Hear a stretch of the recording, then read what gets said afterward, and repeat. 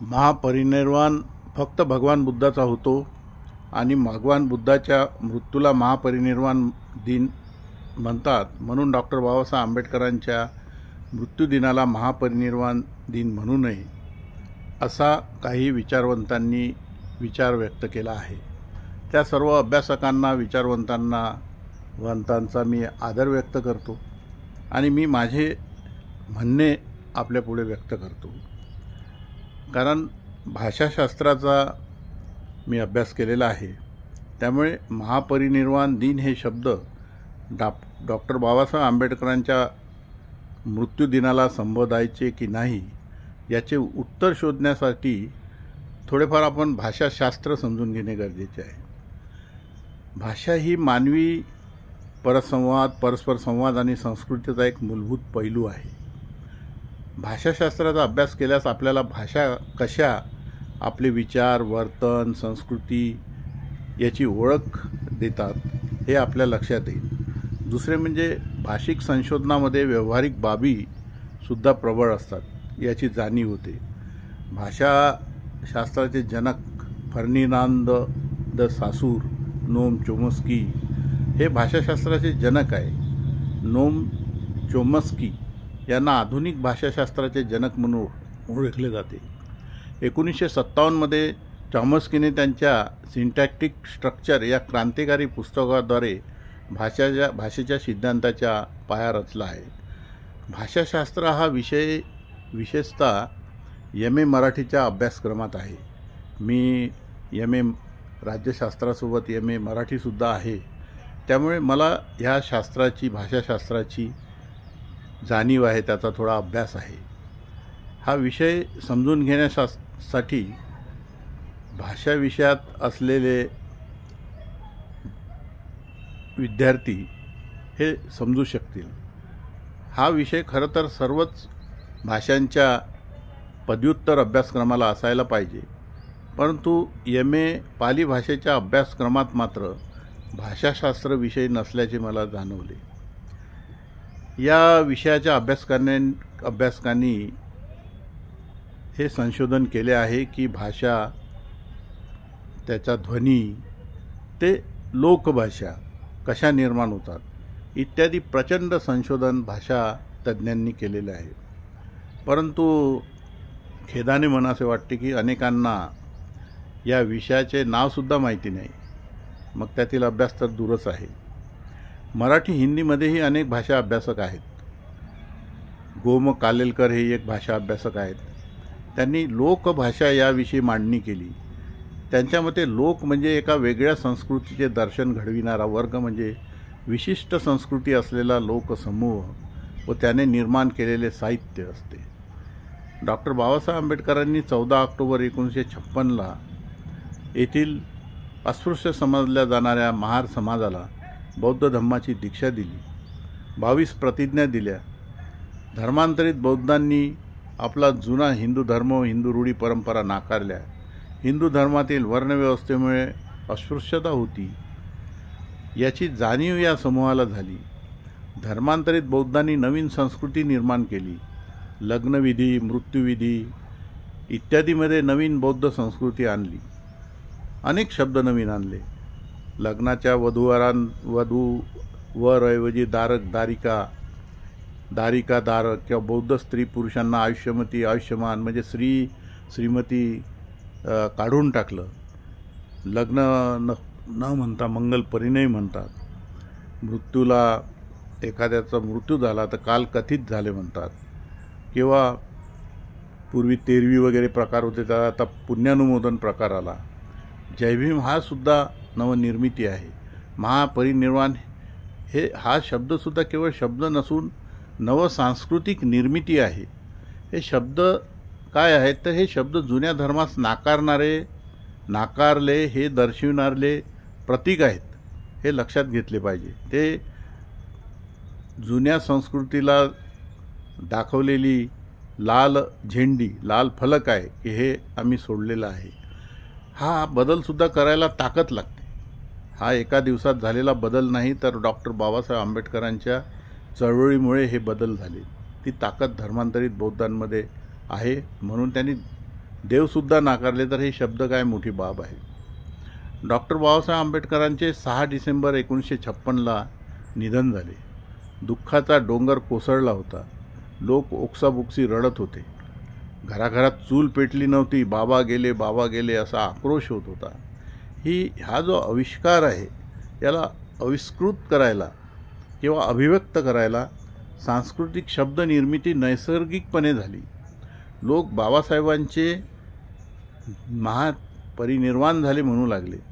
त्यांनी रूढीनुसार, जुन्या हिंदू रूढीनुसार कैलासवासी झाले किंवा वैकुंठवासी किंवा स्वर्गवासी शब्द नाकारले होते. डॉक्टर बाबासाहेब आंबेडकरांच्या निधनाला महापरिनिर्वाण शब्द वापरणे ही सांस्कृतिक संघर्षातून निर्माण झालेली बाब आहे. गेले 68 वर्ष ही परंपरा सुरू आहे. असे सांस्कृतिक संघर्ष भारतात आर्य आले तेव्हापासून सुरू आहे.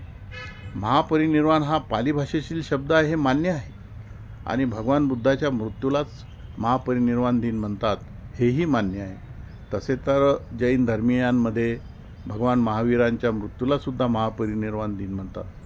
तो फक्त बुद्धाच्या मृत्यूला वापरतात यात काही दुमत नाही. परंतु मराठी आणि हिंदी भाषिक लोकांनी बौद्ध धम्म स्वीकारला ज्याचे मूळ साहित्य हे पाली भाषेत आहे. या बाबतीत भाषा अभ्यासक म्हणतात की दोन वेगवेगळ्या संस्कृती किंवा पोटसंस्कृती यांच्या जवळ येण्याने त्या संस्कृतीमध्ये देवाणघेवाण होते. जीवनदृष्टी, मूल्ये, संस्कृती, विचार यांची देवघेव होते. त्याबरोबर शब्द, वाक्यप्रयोग, सांकल्पिक शब्द व अर्थ अशी भाषिक देवघेव होते. यातून भाषा संस्कृतीचा संगम घडतो किंवा संकर घडतो. संघर्षणात्मक भूमिकाही घेतल्या जाऊ शकतात. आता हे बघा, इंग्रजी भाषेचे शब्दकोश आहे ना, ऑक्सफर्ड वगैरे, सातत्याने नवे शब्द किंवा वाक्यप्रयोग त्यांनी सुधारित केलेले असतात. त्यांच्या आवृत्त्या बदलत राहतात कारण त्यामध्ये शब्दांचा नवीन समावेश केलेला असतो. हे तत्त्व आपल्या भाषे या महापरिनिर्वाण शब्दाच्या बाबतीत सुद्धा लागू होते. वेगवेगळ्या मातृभाषा, व्यवहार भाषा बोलणारे लोक इंग्रजीतून स्वभाषेतही आणतात. कारण भाषा प्रमाण भाषा नंतर आलेली असते, लोकभाषा ही आधी आलेली असते. म्हणून व्यवहार भाषा जी आहे तिला प्रमाण भाषेचं मापक लावणं चुकीचं आहे. कारण प्रमाण भाषा म्हणजे व्याकरणी भाषा ही नंतर आली, लोकभाषा ही आधी आलेली आहे. आणि समाज भाषा वैज्ञानिकांनी लोकभाषेला सुद्धा तेवढंच महत्त्व दिलेलं आहे. भाषाशास्त्रज्ञ तर म्हणतात की कोणतीही भाषा चुकीची नसते. मानवनिर्मित समाजोपयोगी संदेश व्यवहाराचे ते माध्यम आहे. भाषा एक सामाजिक प्रक्रिया आहे. भाषिक संस्कृती ही सामाजिकतेतून निर्माण होते. समाज सातत्य, संस्कृती सातत्य असते. भाषेतूनच सांस्कृतिक संक्रमण घडते. महापरिनिर्वाण दिन या विशिष्ट शब्दाच्या सांस्कृतिक संक्रमणाची प्रक्रिया यातूनच समजून घेणे आवश्यक आहे. भाषिक वर्तनाला सामाजिक, राजकीय, आर्थिक, धार्मिक, राजकीय, वैज्ञानिक अशा सांस्कृतिक परिस्थितीचा संदर्भ असतो. विशिष्ट सांस्कृतिक परिस्थितीचे दर्शन साहित्यातून घडत असते. भाषिक वर्तन व्यवहारात संस्कृतीचे संदर्भ सुचवित असतात. धर्मांतरित बौद्धांनी आपली वेगळी संस्कृती निर्माण केली आहे याला दुमत असू नये. त्यामुळे महापरिनिर्वाण दिन संबोधू लागले हे भगवान बुद्ध यांना कोणत्याही प्रकारे कमी लेखणे नव्हे. धर्मांतरित बौद्धांच्या मनात भगवान बुद्धाविषयी नितांत आदर आहे. त्यांना कमी लेखण्याची कल्पनासुद्धा त्यांच्या मनात येऊ शकत नाही. असे अनेक शब्द दुसऱ्या भाषेतून स्थानापन्न होतात. आता उदाहरणार्थ जेल, तुला जेलात पाठवीन. जेल काय हा मराठी शब्द आहे का? नाही. जेल हा इंग्रजी शब्द आहे. तुरुंग हा मराठी शब्द आहे. परंतु जेल हा सुद्धा मराठीसारखा वापरला जातो. असे अनेक शब्द आहेत. आता काल परवा मी वाचलं, नुकतंच रिझर्व्ह बँकेने सांगितले की लाख जो आहे LAKH, लाख हा मराठी किंवा हिंदी शब्द आहे. लाख ही एक वस्तू आहे, म्हणजे पदार्थ आहे. परंतु लोक लाख म्हणायला लागले, पण मूळ काय LAC, लॅक. हे इंग्रजीचं लॅक आहे. त्याचं इतकं पारंपरिक लाख झालं की आता रिझर्व्ह बँकेने सांगितलं की LAKHच लिहावे. म्हणजे आणि त्यांनी हे म्हटलं की ही परंपरा पडली आहे. म्हणजे एखादा शब्द दुसऱ्या भाषेतून जर आला परंपरेने तर ती भाषा चूक नसते. त्यामुळे ही बाब आपण समजून घेतली पाहिजे. 6 डिसेंबर महापरिनिर्वाण दिन म्हणून साजरा करणे म्हणजे संपन्न करण्याची आंबेडकरवादी समूहाची गेल्या 68 वर्षाची परंपरा आहे. स्वतःची ती विशिष्ट संस्कृती आहे. आंबेडकरी समाज गटाची ती निर्मिती आहे. धर्मांतराच्या वर्षापासून म्हणजे 14 ऑक्टोबर 1956 पासून निर्माण झालेली ही शब्द संपत्ती आहे. शब्द हे मानवाने निर्माण केलेले असतात. शब्दासाठी माणूस असतो, माणसासाठी शब्द नसतात. हे समूहाने स्वीकारलेले आहे. त्यामुळे याचा ध्येय, याचं उद्दिष्ट आविष्कृत करणे हा जो शब्द आहे, आविष्कार, त्यावेळीचा जो लोकांवर दुःखाचा डोंगर कोसळला होता बाबासाहेबांच्या निधनानंतर, त्या घटनेला आविष्कृत करण्यासाठी त्या तोडीचा शब्द नव्हता, म्हणून त्यावेळी तो शब्द वापरला गेला आणि ती परंपरा सुरू झाली. ज्या लोकांचा जो एक गट असतो, समूह असतो, तो स्वगटाचा तो निर्माण केलेली ती संस्कृती असते, तो एक आत्मसन्मान असतो त्यांचा. ही जे डॉक्टर बाबासाहेब आंबेडकरांची चळवळ आहे तिला सेल्फ रिस्पेक्ट मूव्हमेंट म्हणतात, आत्मसन्मान किंवा स्वसन्मान मूव्हमेंट म्हणतात. त्याचा हा भाग आहे. समाज संस्कृती फक्त परिवर्तन स्वीकारण्याची तयारी असलेल्या माणसांची असते, हे फक्त लक्षात घेतलं पाहिजे. ही धमक आंबेडकरी चळवळीची होती म्हणून नवीन शब्द निर्मिती झाली. मराठी भाषा विशेषतः महाराष्ट्रामध्ये असलेल्या आंबेडकरी समूहाची किंवा इतर प्रदेशातील हिंदी बेल्टमधल्या लोकांची जी भाषा आहे त्या भाषेमध्ये संस्कृती संकर होऊन बौद्ध साहित्य हे पाली भाषेत असल्यामुळे पाली भाषेचे काही शब्द मराठी हिंदी भाषेमध्ये संकरित झाले आणि त्यामुळे ही भाषा तयार झाली. भाषा व शब्द हे सामाजिक आशय व्यवस्था आहे, हे लक्षात घेतलं पाहिजे. भाषा ही रूपक निर्मिती आहे. मानवी भाषा, मानवी समाज आणि मानवी संस्कृती या बाबी फक्त माणसाकडे आहे. भाषा ही निर्मित गोष्ट आहे. माणूस भाषा शिकतो, बोलतो, सगळे ज्ञानात्मक, कौशल्यात्मक, भावनात्मक व्यवहार करतो. या व्यवहाराच्या मुळाशी भाषा असते. या व्यवहारातून रूढी, परंपरा, संकेत, जगण्या वागण्याची रीत, मूल्यकल्पना, धर्मसंस्था यांच्या मुळाशी मानवी जाणीवेबरोबरच भाषा असते, हे लक्षात घेतले पाहिजे. भाषा ही संस्कृतीबद्ध व्यवस्था आहे. भाषेवरून संस्कृती कळते. संस्कृती संक्रमणात भाषा व्यवस्था कार्यशील असते. आपण संस्कृती व भाषा यातील संबंध समजून घेतले पाहिजे आणि धर्मांतरानंतर या समाजाने स्वीकारलेले जय भीम ते महापरिनिर्वाण हे शब्द लक्षात घेतलास आपला दृष्टिकोन प्रगल्भ होईल. आपण भाषेत आशय शोधत असतो किंवा भाषेमध्ये आशय असतो, हे स्वीकारले पाहिजे. विशिष्ट निर्देश त्या शब्दांमुळे मिळतो. अनेक असे शब्द आहे की त्यामुळे आशय समजतो.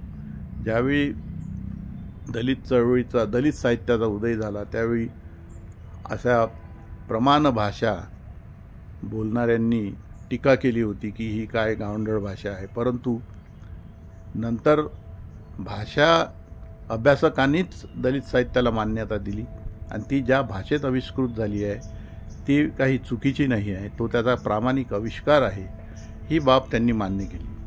समाजाची, माणसाची ती एखादा शब्द किंवा एखादी बोली इतकी सवयीची होते की आता त्याला वेगळेपण किंवा वेगळे शब्द वापरणं हे त्याला पटत नाही.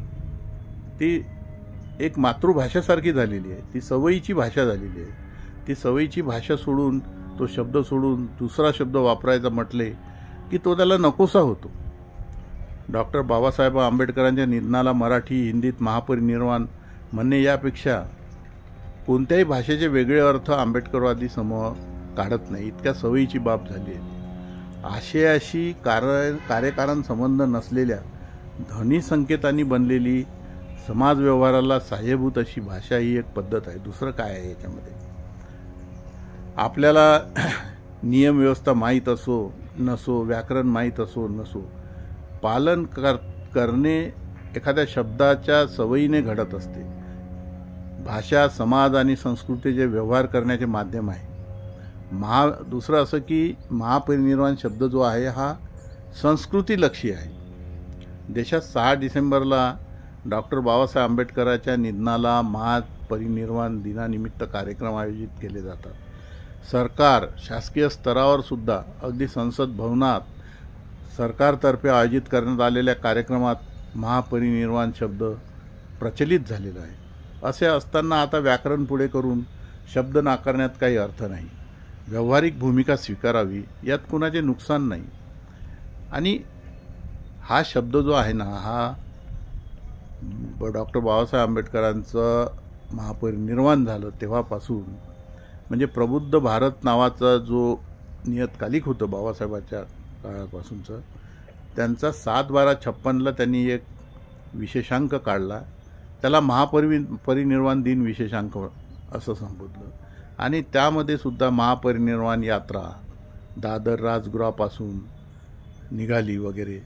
आणि त्यामध्ये महापरिनिर्वाण यात्रेत कोण सहभागी होतं हे सुद्धा त्यांनी त्या अंकामध्ये नमूद केलं.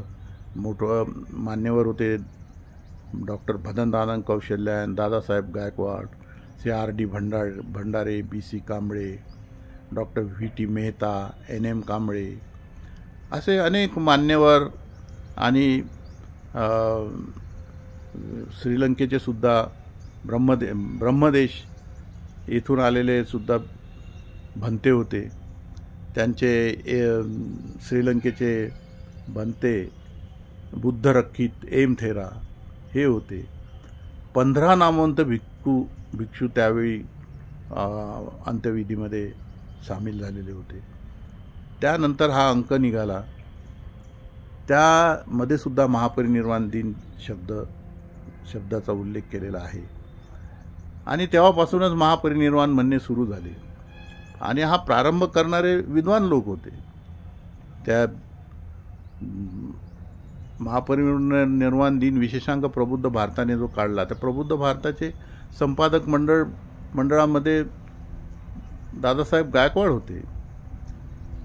त्यामुळे त्यानंतरही अनेक वर्ष दादासाहेब होते, किंवा डॉक्टर भदंतानंद कौशल्यान होते, तर डॉक्टर भाऊ लोखंडे नागपूरचे बौद्ध साहित्याचे विद्वान, राजा ढाले, जवी पवारांसारखे विद्वान, याला कोणीही आक्षेप घेतला नाही. गेले 68 वर्षे हा आपण शब्द वापरतो आहे. त्यामुळे एखाद्या शब्दाची जर रूढी परंपरा निर्माण झाली तर ती एक संस्कृतीसुद्धा झाली आहे. त्याला भाषाशास्त्रज्ञ चूक समजत नाही. भाषाशास्त्राचा विचार केला तर भाषाशास्त्र सांगते की एखादा शब्द मातृभाषेत उपलब्ध नसेल तर समाज दुसऱ्या भाषेतून आयात करतो. म्हणजे बाबासाहेबांच्या निधनाला कैलासवासी, वैकुंठवासी हे शब्द वापरणे चुकीचे वाटत होते. ती रूढी, ती संस्कृती सोडून दिलेली होती. त्यांचा मृत्यू झाला, निधन झाले हे म्हणणंसुद्धा आविष्कृत करणं होत नव्हतं. त्या तोडीचा शब्द त्यांनी पाली भाषेतून घेतला. महापरिनिर्वाण शब्द हा त्यांनी वापरला कारण त्या तोडीचा शब्द म्हणजे बाबासाहेबांच्या मृत्यूला, मोठ्या घटनेला वापरण्यासाठी तो शब्द समूहाने वापरला आणि तो शब्द इकडे रूढ झाला. म्हणून दुसऱ्या भाषेतून आलेला जो शब्द असतो तो मराठीमध्ये, हिंदीमध्ये प्रचलित झाला. त्यामुळे या शब्दाचं शब्दशः व्याकरण न बघता त्या शब्दाची जे रूढी परंपरा निर्माण झालेली आहे ते बघितलं पाहिजे. आणि हे व्याकरणी दृष्ट्यासुद्धा चूक नसते. लोकभाषा नावाचा जो प्रकार भाषाशास्त्रज्ञांनी, भाषा अभ्यासकांनी मान्य केलेला आहे, त्याला लोकभाषा किंवा बोलीभाषा हे सुद्धा संबोधलेलं आहे. त्यावर विषय आहेत. म्हणजे MA मराठीचा जर तुम्ही अभ्यास केला तर त्यामध्ये याबाबत अधिक माहिती मिळेल की लोकभाषा, बोलीभाषा शब्द कसे तयार होतात, शब्द कसे आयात होतात. भाषा तज्ज्ञ ह्या भाषेला अशुद्ध समजत नाही, चुकीचं समजत नाही. तसेच महापरिनिर्वाण हा शब्दाचं झालेला आहे. खरे तर महापरिनिर्वाण हा एक गुगलमध्ये तर संस्कृत आणि हिंदी शब्द म्हटला आहे त्यांनी केवळ बुद्धाचाच मृत्यू असं म्हटलेलं नाही, परंतु भगवान बुद्धाच्या मृत्यूला महापरिनिर्वाण म्हणतात हे मी नाकारत नाही किंवा कोणी नाकारू पण नाही. त्याला ही बाब सांगणाऱ्यांचा मी नेहमी आदरच करतो. आता जैन धर्माचे जे 24वे तीर्थकार आहेत भगवान महावीर यांच्या मृत्यू दिवसाला सुद्धा महापरिनिर्वाण म्हणतात. म्हणजे फक्त समाज व्यवहारामध्ये, लोकव्यवहारामध्ये इतर लोकांना सुद्धा असं म्हटल्याचं आपल्या लक्षात येते, परंतु ती बाब सोडून देऊया आपण. पण माझं असं म्हणणं आहे की जी कायद्यामध्ये सुद्धा रूढी परंपरा या गोष्टीला महत्त्व दिलेलं आहे. आणि आपण मराठी बोलतो आहे, आपण पाली बोलत नाही, आपण हिंदी बोलतो, पाली बोलत नाही. त्यामुळे महापरिनिर्वाण या शब्दावर नाक वाद घालण्यात काही अर्थ नाही. कारण आपण शब्दप्रामाण्यवादी बनू नये, तर आशय व अभिव्यक्ती प्रामाण्यवादी व्हावे. प्रामाण्य हे आंबेडकरी साहित्याला सुद्धा अपेक्षित आहे. शब्दप्रामाण्यवादी असणे हा तर एक प्रकारचा कर्मठपणा झाला की ह्या शब्द यांना चालत नाही. म्हणजे काय बुद्ध हे काही देव आहे का, किंवा बौद्ध साहित्य हे काही कुराण आहे की अल्लाशिवाय कोणी बदलू शकत नाही. बुद्धवाणीमध्ये उपदेशात्मक बदल करता येणार नाही, परंतु काही बाबींत जर आपल्याला प्रचलित अर्थानी असतील तर त्यामध्ये बदल करता येतात. बाबासाहेबांनी बुद्धांडी धम्मा ग्रंथ लिहिला. त्या ग्रंथामध्ये सिद्धार्थाच्या प्रवर्जेचे पारंपरिक कारणं जे होते, त्यांना आजारी व्यक्ती दिसला, वृद्ध दिसला, हे जे त्यांनी मृत्यू प्रेत दिसलं, हे कारणं नाकारले. त्यांनी शाक्य आणि कोलियाच्या पाण्याच्या वादातून परिवर्जा घेतली हे कारण सांगितलं. म्हणजे बदल होऊ शकतात, बदल होत नाही असं नाही. एवढंच काय तर बाबासाहेबांनी द बुद्धा अँड हिज धम्मा हा इंग्रजी ग्रंथ लिहिला. त्या ग्रंथामध्ये त्यांनी बुद्धाचा महापरिनिर्वाण झाला असं लिहिलेलं नाही, तर त्यांनी डेड शब्द वापरला. तर एवढं जर कटाक्षाने बघायचं असतं तर बाबासाहेबांनी सुद्धा महापरिनिर्वाणच लिहिलं असतं. नंतर मग जेव्हा मराठीमध्ये हिंदीमध्ये भाषांतर झालं द बुद्ध अँड हिज धम्माचं, त्यावेळी भाषांतरकारांनी मात्र महापरिनिर्वाण दिन शब्द वापरला, परंतु मूळ इंग्रजी ग्रंथामध्ये तो शब्द त्यांनी वापरलेला नाही. म्हणजे त्यांनी काही चूक केली असं नाही, परंतु बौद्ध धर्म हा कर्मठ नाही की त्याला वापरलाच पाहिजे तिथे, म्हणून त्यांनी पण नाही वापरला. परंतु माझा आजच्या व्हिडिओचा जो विषय आहे की भाषाशास्त्राच्या दृष्टीने समाजामध्ये एखादा शब्द जर रूढ झाला असेल तर भाषाशास्त्रज्ञ त्याला चुकीचं समजत नाही. तथागत भगवान गौतम बुद्ध हे आपल्या दृष्टीने वंदनीय पूजनीय आहे, हे खरेच आहे. पण मात्र डॉक्टर बाबासाहेब आंबेडकर यांच्यामुळेच आपणाला तथागत भगवान गौतम बुद्ध आणि त्यांचा बुद्ध धम्म मिळाला. हा धम्म विवेकवादी आहे हे समजून घेणं गरजेचं आहे. तुम्ही विवेकाने विचार करा. समाज विवेक जाग्यावर ठेवून महामानवाला आदरांजली व्यक्त करत असतो. म्हणून ह्या बाबीकडे एक व्यावहारिक दृष्टीने बघणे गरजेचं आहे असं मला वाटतं. याशिवाय जर कोणाला माझं म्हणणं किंवा माझं विचार भाषाशास्त्राच्या दृष्टीने मांडलेले माझे विचार मान्य नसतील तर तो त्यांचा प्रश्न आहे. मला माझं मत मांडायचं होतं किंवा आहे, म्हणून मी हे आज बोलत आहे. बोली भाषा आणि व्याकरणी भाषा किंवा प्रमाण भाषा असे हे प्रकार असतात. बोली भाषा बोलताना व्याकरण लागू पडत नाही. प्रत्येक वेळी व्याकरण बघितल्या जात नाही. बोली भाषेला महत्त्व आहे. 6 डिसेंबर डॉक्टर बाबासाहेब आंबेडकरांचा महापरिनिर्वाण दिन आहे. येथे महापरिनिर्वाण हा शब्द बोली भाषेत किंवा लोकभाषेत बोलला जातो. शब्द कसे रूढ होतात हे साहित्य मीमांसकांनी शब्दाच्या 3 शक्ती मानल्या आहेत. त्या म्हणजे अभिधा, लक्षणा आणि व्यंजना ह्या होत. शब्द एकच असतो, त्याचा मूळ अर्थ एकच असतो, पण भिन्न भिन्न परिस्थितीमध्ये त्याला भिन्न भिन्न अर्थ प्राप्त होतो. जसं महापरिनिर्वाण भगवान बुद्धाचा झाला, त्याचप्रमाणे डॉक्टर बाबासाहेब आंबेडकरांच्या मृत्यूला आपण महापरिनिर्वाण म्हणू लागलो. या भिन्न भिन्न परिस्थितीमध्ये एकाच शब्दाचे अर्थ प्राप्त होतात. जशी एकच व्यक्ती असते, पण ती घरामध्ये वेगळी वागते, नोकरीच्या ठिकाणी वेगळी वागते, सार्वजनिक सभा संमेलनात वेगळी वागते आणि मित्रमैत्रिणीच्या संगतीत वेगळी वागते. आणि असा वेगळेपणा असूनही ती व्यक्ती वेगवेगळी नसते तर एकच असते. तसा शब्दही एकच असतो, पण त्याचा परिसर, सभोवतालचा संदर्भ बदलला की तो वेगळा अर्थ सांगू लागतो, परंतु तो त्या परिस्थितीनुसार वापरला जातो. उदाहरणार्थ, एखाद्या गाढवाला आपण म्हटलं तो गाढव आहे असे म्हटले तर तो वाच्यार्थ झाला. पण जर एखाद्या माणसाला उद्देशून आपण हेच वाक्य म्हटले तर याचा अर्थ बदलतो. म्हणजे त्याला काय म्हणतो आपण? मूर्ख म्हणतो. म्हणजे गाढव हा शब्द मूर्ख मनुष्य अशा अर्थानं तिथे वापरलेला असतो. हा अर्थ म्हणजे लक्षार्थ होय. हा एकच शब्द आणखी अर्थ व्यक्त करू शकतो. उदाहरणार्थ, एखाद्या आईने म्हणजे एखाद्या आईने आपल्या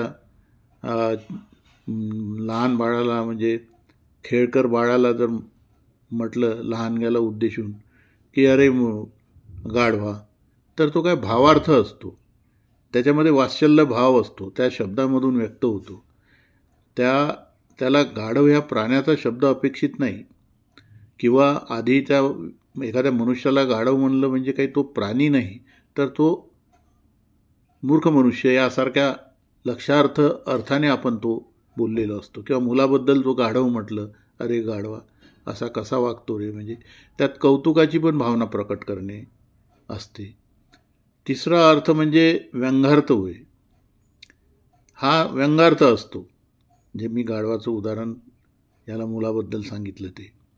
आणि अभिधा म्हणजे एखादा शब्द उच्चारला की विशिष्ट अर्थ कळतो.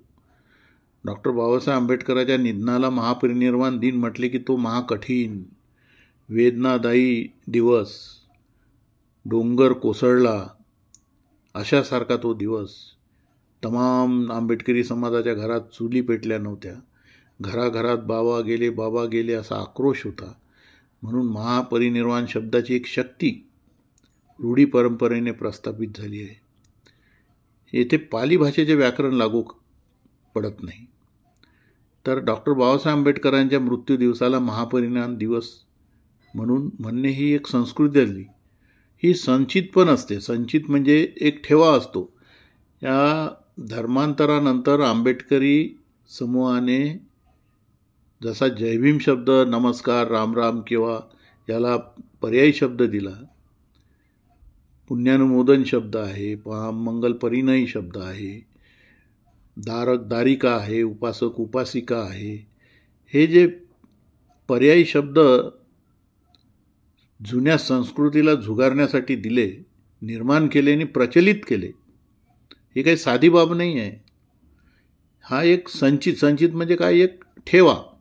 हे ठेवा आहे. या समाजाची ही एक प्रकारची कमाई आहे. ती काही सोपी गोष्ट नाही आहे. याला बरेच वर्ष द्यावे लागतात. तो रूढ करावा लागते. अशा अर्थाने ते रूढ झालेले शब्द आहे. पूर्वी मृत्यूला कैलासवासी म्हणायचे, वैकुंठवासी. मग काही दिवस बुद्धवासी म्हणायला लागले. मग लोकांच्या लक्षात आलं, तर मग त्यांनी कालकथित म्हणणं सुरू केलं. हा बदल स्वीकारणं आणि त्याला प्रचलित करणं हे कठीण काम आहे, सोपं काम नाही आहे. तसंच महापरिनिर्वाण दिनाचेही झालेले आहे. त्यामुळे समाज बांधवांनी वाद निर्माण होणार नाही अशी पोक्त व समजदारीची भूमिका घ्यावी असं मला वाटते, मला स्वतःला वाटते.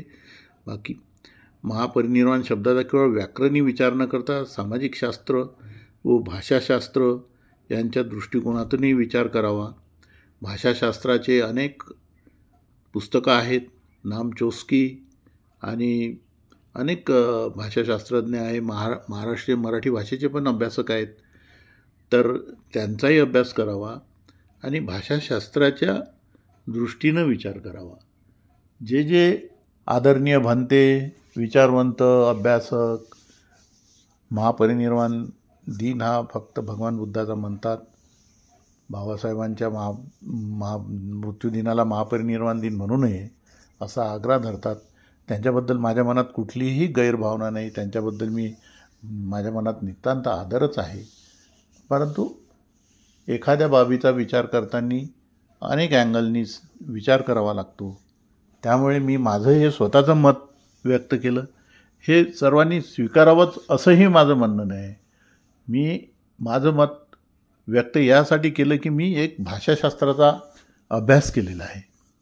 मी राज्यशास्त्रात MA आहे आणि भाषाशास्त्र म्हणजे मराठीत पण MA आहे. मी LLB सोबतच MA पण केलेलं होतं. त्यामुळे मला जे जाणवलं, मला जे समजलं ते समाजापुढे मांडणं माझं कर्तव्य समजलो आणि म्हणून ही मांडणी केलेली आहे. मला माझं मत व्यक्त करायचं होतं. मला जे कळलं, मी जे वाचलं, मी जो भाषाशास्त्राचा अभ्यास केला, समाजशास्त्राचा मी विद्यार्थी राहिलेलो आहे, त्यामुळे मी हे मत व्यक्त केलं. मला कोणालाही विरोध करायचा नाही. जे कोणी अभ्यासक आहे त्या सर्वांविषयी मंगलमैत्री आणि आदर व्यक्त करतो. मला जे योग्य वाटलं ते मी माझ्या स्वतःच्या विचारांनी व्यक्त केलं. मी कुठल्याही पक्षाचा, संघटनेच्या वतीनं मी हे सांगत नाही. कोणीही याबाबत गैरसमज करू नये. सर्व उपासक, उपासिका, धम्मबांधव हे माझे, आपले सर्वांचे बंधू आहेत, बांधव आहेत. त्यांनी सलोख्याने राहिलं पाहिजे, प्रेमाने, आदराने, मंगलमैत्रीनेच राहिलं पाहिजे, अशाच माझ्या नेहमीसाठी भावना आहेत. हे विचार मी माझ्या YouTube चॅनलवरून नेहमी व्यक्त करत असतो. यापूर्वीही अनेक विषयांवर मी आपले मत वेळोवेळी व्यक्त केले आहे. इतरही YouTube चॅनल आणि टेलिव्हिजन वगैरेवर मी व्यक्त केलेलं आहे. मी संबंध आयुष्यभर यामध्ये सामाजिक चळवळीमध्ये आहे आणि माझी आजपर्यंत 19 पुस्तकं प्रकाशित आहेत. अनेक आर्टिकल्स मी लिहिलेले आहे. सांगायचं तात्पर्य हे की मी वयाच्या 19-20 वर्षापासून चळवळीमध्ये आहे.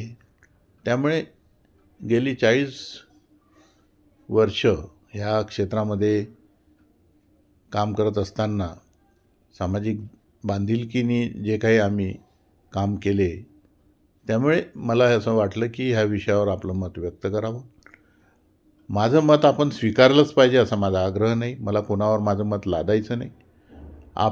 प्रत्येकजण स्वतंत्र आहे. प्रत्येकाला अभिव्यक्ती स्वातंत्र्य आहे.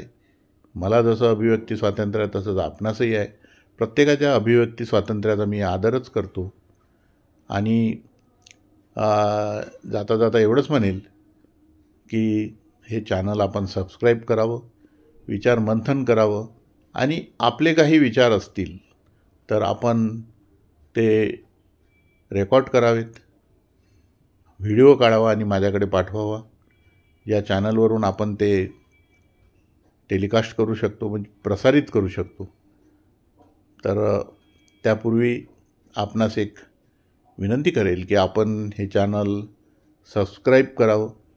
सबस्क्राईब करण्यासाठी ते बेल बटन जे असते खाली, ती टिक करायची आहे, म्हणजे दाबायची आहे. तेवढंच एक आहे, फक्त टिक करायची. अनेक मित्रांना सबस्क्राईब कसं करायचं हे माहीत नसतं आणि मग फोन करून मला विचारतात का आम्ही तुमचा व्हिडिओ ऐकला, खूप छान आहे वगैरे. आजपर्यंत जवळजवळ 100च्या जवळ व्हिडिओ या चॅनलवरून अपलोड झालेले आहेत, परंतु त्यांना सबस्क्राईब करता येत नाही म्हणून मला सांगतात. मग मोठी मजा येते. म्हणून बेल बटन टिक करून सबस्क्राईब करावं एवढंच मी म्हणेल.